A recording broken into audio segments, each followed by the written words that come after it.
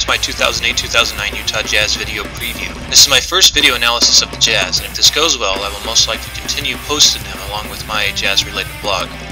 This year, the team is returning 13 players from last season, only adding Kosta Koufos, their first-round draft pick, and swapping Jason Hart for Brevin Knight.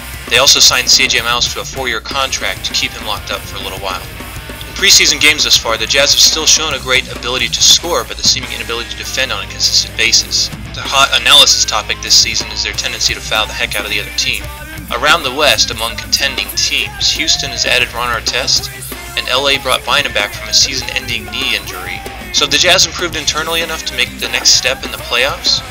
Last season, we all know that the Jazz were, at best, a below-average road team with 14 losses coming to teams missing the playoffs. Yeah, that's right, half the team's losses from last season were to bad teams on the road. Let's say the Jazz win even half of those lost games, as they probably should have, giving the Jazz 61 wins. They undoubtedly win the Western Conference regular season, and who knows, maybe they move on to the Western Conference Finals or even the NBA Finals while having home court advantage throughout. Jazz opened up and played great on the road against Houston, but after that, they won 0 road playoff games. Yeah, 0. A championship-caliber team does not go into road games expecting to lose, no matter the opponent, and yet a road loss to Jazz fans is no longer a surprise. Jazz fans know this team can play well, they know it, but I personally think the biggest problem with the team is their mental softness and perhaps their immaturity. Their talent may be ahead of their basketball IQ at this point, but does it catch up this season? As the season starts, it seems all the fans' focus is already on the next offseason. This season, the Jazz have 15 players under contract, the maximum the league will allow. However, this offseason, Carlos Boozer, Kyle Korver, and Mehmet Okur can all opt out or terminate their contract early, making them an unrestricted free agent for the 2009-2010 season. It's my inkling that Carlos Boozer is the most likely of these players to opt out, considering his market value is probably up in the $17 to $20 million a year range, and he's wanting to get paid. Mehmet Okur and Kyle Korver are still less likely to opt out, but the chances of them doing so seem pretty strong. On top of that, the Jazz have 4 other players that are unrestricted free agents for next season: Jarron Collins, Brevin Knight, Ronnie Price, and more importantly, Paul Millsap. With these 4 coming off contracts and the situation being more complicated with likely opt-outs, Darren's contract also kicks in, making the situation even worse. With this in mind, the Jazz's best chance to win a title with this era may be right now.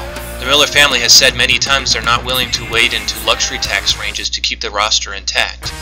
So let's try a little math, shall we? Let's say the luxury tax threshold for 2009-2010 is $70 million, which is about what it's going to be judging by the increase from the past few seasons. If Boozer, Korver, and Memo all opt out with Darren's contract kicking in, the Jazz would be at a total salary of about $46 million while only claiming 8 players under contract. Let's say Boozer gets a backloaded contract and his salary for the following season is about $16 million, putting the Jazz's total at around $62 million. That gives them only $8 million more to work with. Now automatically, based on last year's salary, that means Memo and Korver most likely will not be on the same roster unless one or both is willing to take a pay cut, and I mean a huge pay cut. This also leaves out Price, Knight, Millsap, and Collins, although I think Collins will probably be out of here next season anyway. Is this kind of starting to put it into perspective? Now let's take the opposite road. Let's say the Jazz prioritize Memo and Korver and move forward. Let's say the Jazz give the contract of about $6 million a year, a slight increase to Korver, and a front-loaded contract starting at around $10 million a year, a slight increase to Memo. That's already meeting up with what Boozer would have eaten up. So does Boozer essentially equal what Memo and Korver bring? If they sign Memo and Korver first, that leaves plenty of room to sign Millsap, Price, and Knight if they wanted to. Although the relevance of the situation is that Korver and Memo can stay under contract for 1 more year if they want to. If they both do, Boozer is all but gone, so essentially they both control their own destiny with this team. And by the way, Boozer can also remain under contract, but again, it's very unlikely considering his market value is supposedly much higher than what he's getting paid right now.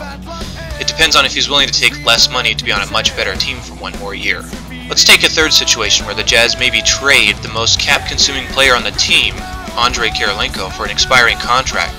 That saves them a whopping $16.5 million next season, and that would basically allow them to return everyone to the team for the next long while if AK wasn't here. So how important is he to the team?